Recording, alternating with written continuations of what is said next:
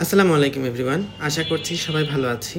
ইতিমধ্যে তোমাদের theoretical HSC exam শেষ হয়েছে। তো আগামী 18 তারিখ থেকে 30 তারিখ 31 তারিখ পর্যন্ত এই প্র্যাকটিক্যাল পরীক্ষাগুলো চলমান থাকবে। সো প্র্যাকটিক্যাল এক্সামগুলো নিয়ে কথা বলার জন্য আজকের ভিডিওটা বানানো। প্র্যাকটিক্যাল এক্সামগুলোর এক্সপিরিয়েন্স সেন্টার ভেদে ভিন্ন হয়, অ্যান্ড আমি এই ভিডিও বানানোর আগে বিভিন্ন শিক্ষা প্রতিষ্ঠানে বিভিন্ন সেন্টারের যারা পরীক্ষা দিছে বিগত বছরে তাদের সাথে কথা বলেছি। বাট তারপরেও নিজের কেন্দ্রে, তুমি যে কেন্দ্রের সেন্টারে পরীক্ষা দিবা সেই সেন্টারে যিনি এর বিগত বছরে পরীক্ষা দিয়েছেন, যেহেতু এইচএসসি 24 ব্যাচ প্র্যাকটিক্যাল এক্সাম দেয় নাই, এইচএসসি 23 ব্যাচ সর্বশেষ প্র্যাকটিক্যাল এক্সাম দিয়েছিল। সো এইচএসসি 23 ব্যাচের কোনো সিনিয়র যিনি ওই কেন্দ্রে পরীক্ষা দিয়েছিলেন ওনার সাথে কথা বলতে পারলে সবচেয়ে বেস্ট গাইডলাইনটা পাওয়া যাবে। আমি ইন জেনারেল বিভিন্ন শিক্ষা প্রতিষ্ঠানে বিভিন্ন সেন্টারে যতটুকু আমি শুনতে পেয়েছি, নিজে এক্সপিরিয়েন্স করেছি, তার ভিত্তিতে কথাগুলো বলবো। আমার নিজের সেন্টার ছিল Wills Little Flower School and College, কাকরাইলে, যেটা। তো ঠিক আছে, আমি এখন সাবজেক্ট ভিত্তিক কথাবার্তা বলি। আমাদের 5টা সাবজেক্টে টোটাল প্র্যাকটিক্যাল এক্সাম হয়। তার মধ্যে আইসিটি প্র্যাকটিক্যাল এক্সামটা কেন্দ্রে হয় না, নিজের কলেজে হয়, নিজের কলেজ থেকে মার্ক পাঠানো হয়। সো বাকি থাকলো আমাদের physics, chemistry, biology, higher math. আমি কেমিস্ট্রি দিয়ে স্টার্ট করি। কেমিস্ট্রির প্রথম কথা হচ্ছে, যখন প্র্যাকটিক্যাল এক্সাম দিতে যাবা ওই দিন সবাইকে নিয়ে একটা হলের মধ্যে বসাবে। আর অনেক স্টুডেন্টই একসাথে সাধারণত বসায়, 100 বা আরও বেশি হতে পারে। তো অনেক স্টুডেন্টকে একটা রুমের মধ্যে বসানো হলো, তারপর সবাইকে একটা কাগজ দেওয়া হবে। ওই কাগজের মধ্যে নিজের নাম, রোল, তারপর সেন্টার সব কিছু ফিল আপ করে দেন তোমাকে লিখতে দেওয়া হবে যে প্র্যাকটিক্যালগুলো লিখো। সাধারণত ফার্স্ট পেপারের ক্ষেত্রে লবণের আয়ন শনাক্তকরণ দেওয়া হয়, এবং সেকেন্ড পেপারের ক্ষেত্রে, কেমিস্ট্রির কথা বলতেছি, সেকেন্ড পেপারের ক্ষেত্রে টাইট্রেশন দেওয়া হয়। সো ওই দুইটা তোমাকে কোয়েশ্চেন দেওয়া হবে। কোয়েশ্চেনের ভিত্তিতে তুমি মূল তত্ত্ব, তারপর কার্যপদ্ধতি, প্রয়োজনীয় উপকরণ ইত্যাদিতে সব কিছু লিখে নিবা। লিখে নেওয়ার পরে শুধুমাত্র ভ্যালুটা বসানোর জায়গা, ফলাফলের যে বক্সটা থাকবে, ফলাফলের বক্সটা কিন্তু লেখা যাবে না। তো তুমি ফলাফলের বক্সটা লেখা ছাড়া বাকি সব কিছু লিখে ফেলবা। লেখার পরে তোমাদের ব্যাচ থেকে কয়েকজনকে প্র্যাকটিক্যাল করতে দেওয়া হবে। সাধারণত এটা উইলিংলি জিজ্ঞেস করা হয় যে এখান থেকে কে কে প্র্যাকটিক্যাল করতে যাবে। সো কয়েকজন যায়, অথবা লটারি করে দেওয়া হয় যে অমুক অমুক প্র্যাকটিক্যাল করতে যাবে। সাধারণত সবাইকে দেওয়া হয় না, আমি যেখানে করছিলাম আর কি সেই এক্সপিরিয়েন্স থেকে বলছি। 4 জন বা 8 জনের একটা গ্রুপ বানানো হয় যে এরা এই 20 জন বা এই 30 জনের জন্য এই 8 জন গিয়ে করে আসবে। তো লবণের আয়ন শনাক্তকরণ, এটা প্রসিডিউরটা ভালো করে দেখে যাবা, রিয়েকশনগুলো একটু ভালো করে দেখে যাবা। আর সেকেন্ড পেপারের ক্ষেত্রে টাইট্রেশন আসে। সো টাইট্রেশনের যে বেসিক কথাবার্তা, কনসেপচুয়াল জিনিসপাতি, সেগুলো একটু দেখে যাবা। ভাইবা কোনো কোনো ক্ষেত্রে বিশেষে হয়, কারো ক্ষেত্রে হয় না। তো যদি ভাইবা হয়, তোমার সিনিয়র যিনি আছেন, ভাইবা সাধারণত যে প্র্যাকটিক্যালটা তুমি করছো সেই প্র্যাকটিক্যালের উপর বেসিস করেই জিজ্ঞেস করা হয়। তো প্র্যাকটিক্যাল যেমন লবণের আয়ন শনাক্তকরণ, হাজারি স্যারে আয়ন শনাক্তকরণের যে 7-8টা আয়ন আছে, 8-9টা আয়ন আছে, ওই আয়নগুলো পরিণীত হয়ে যায়। ওই প্রিপারেশনটাটুকু নিবা, কোন কালারের জন্য কী রিয়াকশনটা দিয়ে এবং কী যোগ উৎপন্ন হয়, সেই যোগের কালার কী, এতটুকু মনে রাখতে পারলেই এনাফ।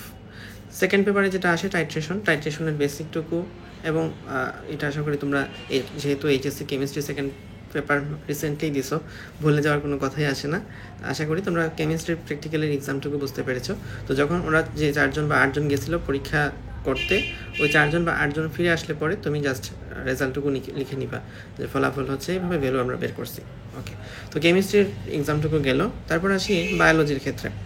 সাধারণত বায়োলজি প্র্যাকটিক্যালটা, আমি অনেকের সাথে কথা বলছি, আমার নিজের কাছে মনে হয়েছে যে প্র্যাকটিক্যালটা একটু কড়াকড়ি করা হয় অন্যান্য সাবজেক্টের তুলনায়।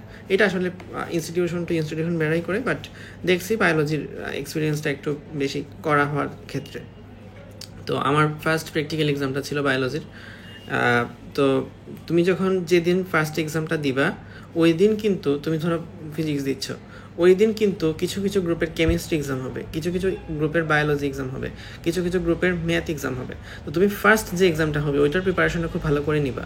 বাকি যে 3টা সাবজেক্ট হবে, ওই 3টা সাবজেক্ট কিন্তু তোমার আগে অন্য একজন প্র্যাকটিক্যাল দিয়ে আসছে।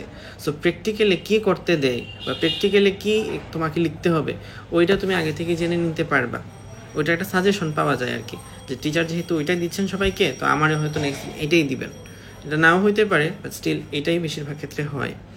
তো বায়োলজির মধ্যে আমরা ফার্স্ট পেপারের মধ্যে একবীজপত্রী মূল এবং একবীজপত্রী কাণ্ড, এগেইন বলতেছি একবীজপত্রী মূল একবীজপত্রী কাণ্ড, নট দ্বিবীজপত্রী। সো দ্বিবীজপত্রী আসার কোনো প্রশ্নই আসে না। একবীজপত্রী মূল আর কাণ্ডের মধ্যে ডিফারেন্স কি? তুমি অধতকের কথা চিন্তা করো যে একবীজপত্রীর মধ্যে অধতক মূলের মধ্যে নাই কিন্তু কাণ্ডের মধ্যে আছে। সো এটা একটা অপশন। আরও কিছু জিনিসপাতি আছে যে এগুলো দেখে আমি বুঝতে পারবো যে এটা মূল না কাণ্ড। সো মূল আর কাণ্ডের মধ্যে পার্থক্য তোমরা বুঝতে পারলেই দেখবা যে কাণ্ডটা একটু শক্ত শক্ত হয়, মূলটা একটু চিকনা পাতলা পাতলা হয়।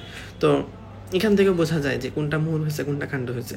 তো এটা একটা বিষয়। এবং সালোক সংশ্লেষণের অবাধ শোষণ অথবা অক্সিজেন কার্বন ডাইঅক্সাইড গ্যাসের উপস্থিতি এইসব নিয়ে একটা প্র্যাকটিক্যাল থাকতে পারে, বাট এটা হচ্ছে একবীজপত্রী মূল কাণ্ড, এটাই বেশি আসে। সেকেন্ড পেপারের ক্ষেত্রে এটা দুটা জিনিস এখানে ফিক্সড আসেই। একটা হচ্ছে মিউজিয়াম স্পেসিমেন শনাক্তকরণ। সাধারণত 4টা প্রাণী তোমাকে দেওয়া হবে। এই 4টা প্রাণী কি, এই প্রাণীটা কোনটা এবং এইটা কোন পর্বের কোন পর্ব কোন রাজ্য এটার প্রাণী এবং তার কিছু শনাক্তকারী বৈশিষ্ট্য লিখতে দেওয়া হয়। আর আরশোলা অথবা রুই মাছ যে কোনো একটা, এটা হচ্ছে ধরো 20 জনের জন্য আরশোলা পড়ছে, 20 জনের জন্য রুই মাছ পড়ছে। আরশোলাটা কেটে দেখাইতে হয় যে এখানে কি আছে, রুই মাছটা দেখাইতে হয় যে এখানে কি আছে, স্ট্রাকচারগুলো ফাইন্ড আউট করতে হয়। অথবা অস্থি দেওয়া থাকতে পারে।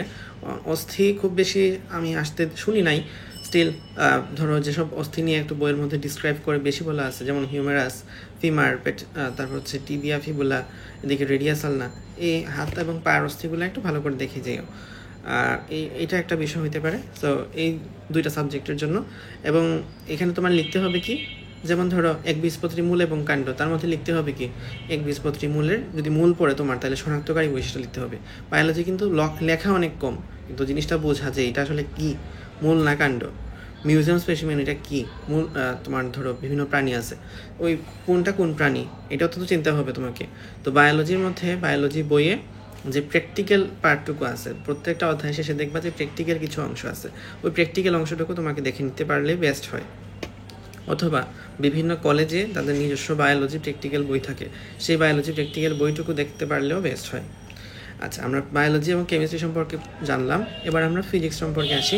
তো ফিজিক্সে আসলে কয়েকটা সাজেশন থাকে যে কলেজ থেকে দেওয়া হয় বা পরীক্ষা দিতে দিতে যদি ফার্স্ট দিনের এক্সামটা না হয়, আদার্স কোনো দিন, ধরো আমি অন্যান্য এক্সাম দিচ্ছি, তো ফার্স্ট দিনে কাদের কী পড়ছিল এটা যদি জেনে যাওয়া হয় তাহলে ওই সেন্টারে আসলে কী কী পড়তে পারে এটা সম্পর্কে একটা আইডিয়া থাকে। ইন জেনারেল স্পেরোমিটার এবং স্প্রিং এই 2টা প্র্যাকটিক্যালে সবচেয়ে বেশি আসে। অথবা আনত তলের একটা প্র্যাকটিক্যাল আছে, ওইটাও রিয়ালি দেওয়া হয়। তো ফিজিক্সের ক্ষেত্রে প্র্যাকটিক্যালটাও কিন্তু কেমিস্ট্রির মতো কারো কারো ক্ষেত্রে করা লাগে। বায়োলজি কিন্তু সবার জন্য করতে হবে, মানে ধরো তোমাকে একটা দিবে, অমুককে একটা দিবে, এভাবে কিন্তু একটা দেওয়া হয়। বাট কেমিস্ট্রির মধ্যে বা ফিজিক্সের মধ্যে কিন্তু 20 জনের 30 জন, এটা গ্রুপ টু গ্রুপ বেরি করে। তো 20 জন বা 30 জনের জন্য একটা 4-5 জনের প্রতিনিধি দল বানানো হয়, তারা গিয়ে প্র্যাকটিক্যালটা করে আসে। তো এখানে তোমার স্পেরোমিটার এবং স্প্রিং এই 2টা, এটা হচ্ছে সাজেশন বলা যেতে পারে। আর সেকেন্ড পেপারের ক্ষেত্রে বিভিন্ন গেট টেট দেওয়া হয়। আর metre bridge, post office box, তাপের যান্ত্রিক সমতা, এই প্র্যাকটিক্যালগুলোও একটু দেখে নিতে হবে। প্র্যাকটিক্যাল এক্সাম ফিজিক্সের ক্ষেত্রে লেখাগুলো সেম আগের মতোই, কেমিস্ট্রির মতো শুধু ভ্যালু লিখবা না, ভ্যালু বাদে বাকিটুকু শেষ করবা। ম্যাথ প্র্যাকটিক্যালের সুবিধা হলো এখানে তোমার প্র্যাকটিক্যালটা নিজে করতে হচ্ছে না, প্র্যাকটিক্যাল কিন্তু করা লাগে না, ম্যাথে প্র্যাকটিক্যাল কি করবে, কিন্তু এখানে লেখাটা অনেক বেশি, গ্রাফটা একুরেটলি মিলাইতে হয়, টিচারকে দেখাইতে হয়। তো গ্রাফ আসুক বা যে চিত্রটা আসবে সেই চিত্রটা কিন্তু তোমাকে দেখাইতে হবে, টিচার যাতে তোমাকে এটা আশ্বস্ত করেন, বা টিচারকে তুমি এক কথায় আশ্বস্ত করতে হবে যে তোমার চিত্রটা হয়েছে, যেভাবে হোক তুমি আঁকতে হবে। তো ম্যাথ প্র্যাকটিক্যালের ক্ষেত্রে বিভিন্ন প্র্যাকটিক্যাল থাকে। এখানে তুমি যদি ফার্স্ট দিনে পরীক্ষা না দাও, এরপরে যে কোনো দিনই পরীক্ষা দাও না কেন, ওই দিন পরীক্ষা দিলে কিন্তু আর প্যারা খেতে হয় না। ফার্স্ট দিনে যাদের যেটা পড়ছে সাধারণত ওইটাই পড়ে, চেঞ্জ করা হয় না। যদি ফার্স্ট দিনে পরীক্ষা দাও সেক্ষেত্রে একটু প্যারা খাইতে হবে, অনেকগুলো প্র্যাকটিক্যাল কিন্তু তোমাকে মনে রেখে যেতে হবে। কারণ যদি টিচার কলেজ থেকে একটু সাজেশন দেওয়া হয় কিছু যে এইটা আসতে পারে বা অথবা ওইটা আসতে পারে, সেক্ষেত্রে তুমি হয়তো ওইটা শুধুমাত্র দেখে গেলা, কিন্তু যদি এরকম কিছু না থাকে তাহলে কিন্তু বেশ অনেকগুলো প্র্যাকটিক্যালি ম্যাথের মধ্যে আছে, ওই প্র্যাকটিক্যালগুলো দেখে যেতে হবে। একদম যে হুবহু তোমাকে লিখতে হবে মুখস্থ করে ওরকম না, যেগুলো তোমার যতটুকু মনে থাকে নিজের ভাষায় লিখতে পারলেই হচ্ছে। তুমি চিত্রটা যেমনি আঁকছো ওইটা তো মানে ধরো আমরা তো আসলে চিত্র আঁকার স্টেপ শিখি, এবং চিত্র আঁকার স্টেপের পরে ওইটা জাস্ট নিজে বর্ণনা করা, নিজের ভাষায় যদি তুমি চিত্র আঁকতে পারো নিজের ভাষায় বর্ণনাও লিখতে পারবা। তো এই ছিল আর কি ম্যাথের ক্ষেত্রে তুমি ধরো পরাবৃত্ত, উপবৃত্ত, যেসব কনিক্সের জিনিসগুলো আছে সেকেন্ড পেপারের ক্ষেত্রে, আবার ফার্স্ট পেপারের ক্ষেত্রে বৃত্ত, সরল রেখা, এইগুলা একটু ভালো করে দেখে যাবা।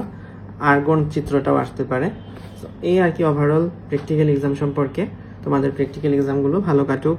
এইচএসসি থিওরিটিক্যাল এক্সামে যতটুকু যেভাবে পরীক্ষা হয়েছে না কেন, প্র্যাকটিক্যাল এক্সামের জন্য একদম ফুল মার্কটা ইনশিওর করে আসতে পারো। সবার জন্য শুভকামনা। আসসালামু আলাইকুম।